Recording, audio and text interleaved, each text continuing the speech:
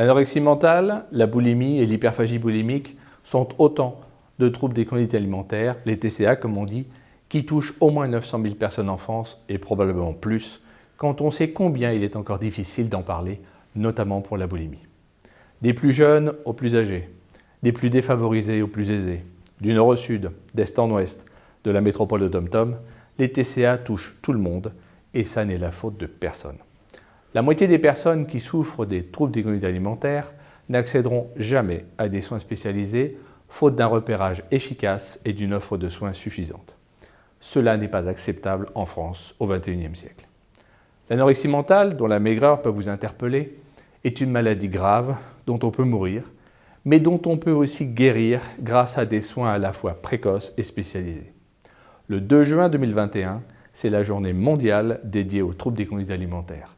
C'est l'occasion de parler de ces maladies qui ont, vous l'avez compris, des répercussions individuelles, familiales et sociales, parfois sévères et qui, en tout état de cause, génèrent bien des souffrances.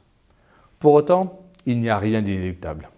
Et après avoir dit pourquoi, il s'agit de préciser comment faire pour que cela change. Le repérage et l'intervention précoce sont essentiels.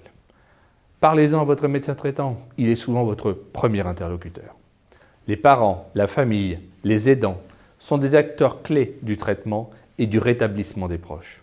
Le développement des différents niveaux de soins est également essentiel et la connaissance de ces niveaux est primordiale, tant pour les usagers que pour les professionnels. Pour le dire autrement, à qui je m'adresse quand je suis un patient et vers qui j'oriente quand je suis un professionnel.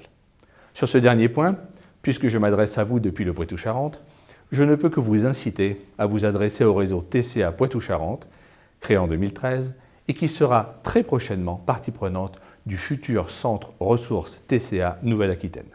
Ce centre ressources est en cours de création grâce au soutien de l'Agence régionale de santé de Nouvelle-Aquitaine, qui a plus globalement fait le choix de s'engager activement pour le repérage et la prise en charge des TCA, en soutenant les acteurs qui participent au développement des différents niveaux de soins dédiés aux TCA dans la région. Les troubles des conduites alimentaires, parlons-en, parlez-en, on compte sur vous.